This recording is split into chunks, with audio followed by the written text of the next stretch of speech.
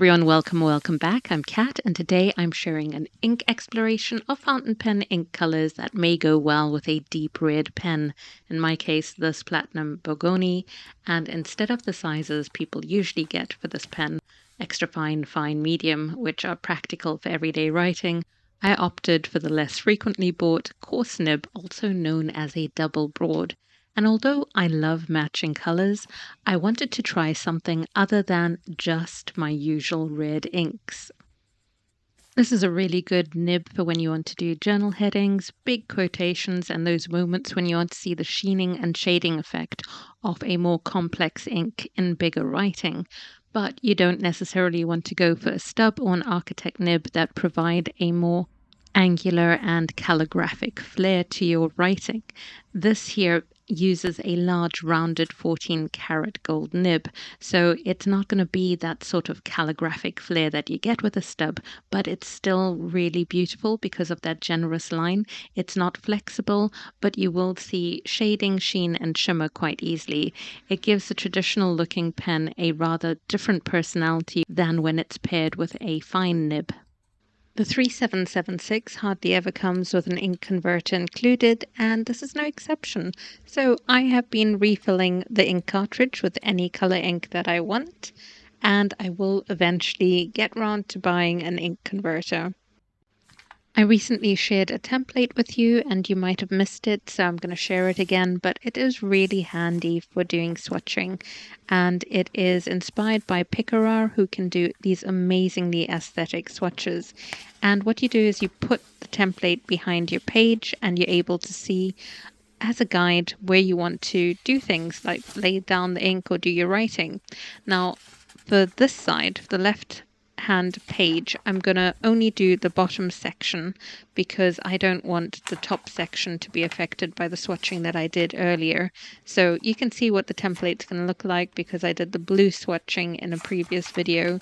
And if you love swatches, do check it out. It was 20 beautiful blue inks. And yeah, let's get started. These are my usual tools. I use 3 glass cocktail stirrers. They're really handy for laying down the ink on the page. And then for the writing, I use a dip pen. Actually, I use 2.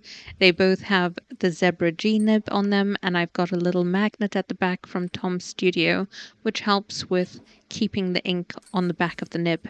Then I've got another dip pen with a different type of nib called an ornament nib. And then we've got the Midori Codex A5, which is the book that I'm using.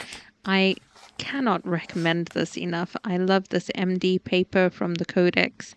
It shows sheen and shimmer to such good effect. Now I say I want to move away from red ink, and of course I start with the red ink, Red Maple from Ostrich Inks. Now I love these, but I hate the bottles. These little ones drip everywhere, whether I have the, like this, whether I have the stopper in or not. They come with rubber stoppers. I left this one out, but it's so messy. Anyway, at least I haven't got it all in my nails, and instead of me just whinging about it, let's just swatch it from the droplet that we've got on there. And as the name suggests, this is inspired by maple leaves, and it has a more brown leaning than the barrel of the pen, so it's not entirely matchy, but I do think that they are complementary. And you can see a lot of the shading in the large swatch, and again in the smaller one. You don't see it so much when I'm using this Zebra G nib for the fine writing, but you will again see some of the shading when you write with the large nib on the Platinum 3776. So not anything dramatic, but you do see some shading and variation. Next, I thought, let me try a shimmer ink, and this is one of my favorites. It has an amber base and then loads and loads of gold shimmer, and it is a Star Spattered Hill. Now, it comes from Wearingeul, which I was calling Wearingeul, but someone corrected me in the comments, so let me know if that is how you pronounce it too. I have seen other people who do ink swatches say Wearingeul, so I'll give that a go. And you can see that the amber creates a little bit of shading, but nothing dramatic. The drama all comes from the gold shimmer, and that's another point to make, which is if you have a fine nib, be sure that it's a type that actually allows you to use shimmer inks. Otherwise, you have the shimmer just sitting in the feed. With a broad nib, you're more likely to have it come out onto the page like this. So when this dries, we'll be able to see the shimmer in the writing. Next, we have another Wearingeul. It is Wicked Witch, and I swatched this fairly recently when I did the 20 beautiful blue inks swatching. And it's one of my favorite blues. It has a deep, dramatic navy base, which is sort of blue-black. But in writing, it really does just look blue-black. And then when you do the swatches, you get some stunning drama from sheen. Not from shimmer like the previous one, but sheen, where you actually have a secondary color sitting on the top of the base. So navy base, and then you get a coppery red top. So that will be fun to see when it's dry. But otherwise, it's really nice for writing. The red and the blue are colors that I would gravitate towards using with this pen. And then the yellow is slightly outside my comfort zone and me trying something new.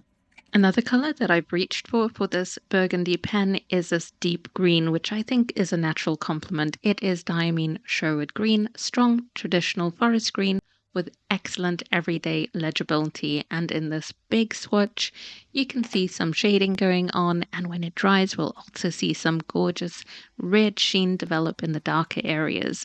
That's why I've got some pooling in that big swatch, and then you'll even see it in the smaller swatch as well. You don't see it in the small writing that I'm doing currently with the Zebra G nib, but if you're lucky, you sometimes see it on the edge in larger writing, like with this pen. So I occasionally see an outline from the sheening effect, and we're going to actually stick with Diamine when we go on to the next one. It's Writer's Blood, the one that I've been using the most of in this pen because it is that burgundy leaning red. This is very much a wet ink, and if you know me, you know that I like drier leaning inks because it's less chance of me smudging it, but I do like this color. So I don't mind that it is a wet flowing one. It's not like excessively long for the dry time. And I like that it has a sort of purple leaning base to it in terms of the red. And I don't think that's really coming through on the Midori, but in comparison to Red Maple, you can tell that it is cooler rather than warm leaning in comparison. But yeah, I love the performance of this. And on the Midori, we should see some sheening. You don't always get that with Writer's Blood on other papers. What you need is a paper that has some coating, which the Midori MD paper certainly has. So I think that when this dries, we're going to see some of the greeny, bronzy shimmer. And you don't tend to see that in the writing, even with the broad, but you do get some shading. So we can see me running out of ink on the fine line with the Zebra G nib, but when I use the actual coarse nib, we're going to see a tiny bit of shading in the writing, and I really enjoy that effect. The next Diamine is one that I'd also happily always use in this pen, so it's not outside my comfort zone. It is a dark charcoal black filled with fine silver shimmer. It is Diamine Night Sky. And the strange thing is that it does tend to look very charcoal on very white papers. But Midori is more cream leaning, and I tend to then see a real warmth in the base of this. So the color of the paper definitely affects this ink, because I've never seen it look as warm as it does on MD paper or this particular MD paper. The cream tone paper also neutralizes what I used to see, which was a purpley base to this cool ink. And maybe we'll see it when it's dry, but certainly don't see it right now. Let's have a look at the pen with the dried swatches, or almost dried swatches. So zooming in, you can see loads of shading from Red Maple. We can finally see the shimmer on a star spattered hill. So that's a lovely gold in there. And we're already starting to see the Wearingeul Wicked Witch with the sheen. So that's the reddish coppery sheen to it. Plus we're seeing the sheen in Diamine Sherwood green, which is a reddish copper as well. And we're definitely seeing Diamine Writer's Blood sheen. So you don't always see sheen in this ink, but it does with MD. So I was certain we were going to get it, and we do have it. It's a sort of greeny, bronzy color. And I think that the Diamine Night Sky is losing some of that warmth and starting to look more charcoal. And we do see some shimmer, not tons of it, but yeah, it's there. So these are the ones that are not really out of my comfort zone, except perhaps a star spattered hill for using in this pen. In fact, the three that I've got on the right side, very typically I would use these colors in here, and of course the navy. But yeah, yellow is newer to me. And I really like it. So I am going to do the next three with colors that I have never used in this pen, and we'll see whether I'm into those. And do let me know your recommendations. And we start off with one of my favorite purples, and it is again from Wearingeul. This is Jane Eyre, a soft pastel violet with strong grey undertones that can almost read grey, but definitely not on this paper. So on this paper, I find that that coolness is sort of toned down, and I still enjoy the effect. The main thing about this ink, and you'll notice it in the swatching, is that the complexity comes from the shading. There's no shimmer, there's no sheen. It all comes down to the variation between the darkest and lightest parts of this ink, so the tonal variation. And because it's quite a fast drying ink, in fact, some people find it too dry, but I love it. It actually dries so fast that you do see that variation also in finer nibs. So you see it in the large swatch, you see it in the small fine writing, and in this coarse nibs writing. So I enjoy that shading effect. We're going back to Diamine with a jug of Sangria from their summer collection, and I'm hoping that it's not too light. I haven't used this ink in ages, and it's one of my less used ones, so hopefully, although it looks pale, it's going to be as legible as Jane Eyre. I do remember this as another fast drying ink, so you will see a lot of shading because it doesn't take long before you start to see the ink actually settle. And that's visible in the large swatch again, and in the smaller one, and in writing. Legibility, yes, it looks fine with this fine line from the zebra G nib.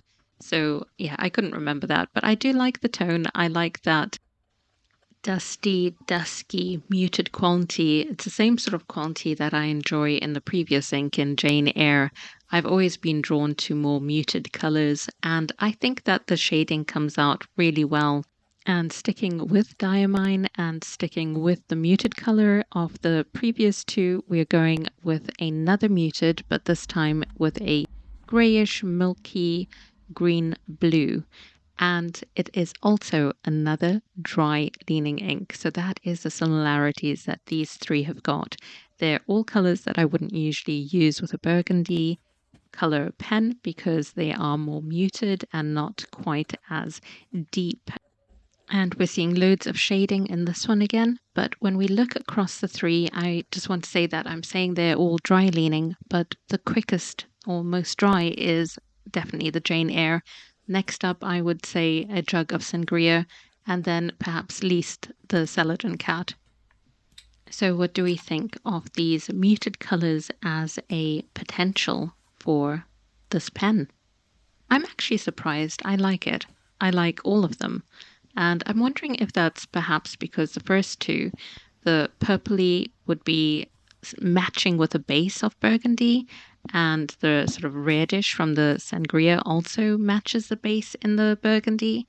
Not sure why I'm liking the Celadon Cat if I use that sort of logic, but I think that the muted colors work surprisingly well with this deep red.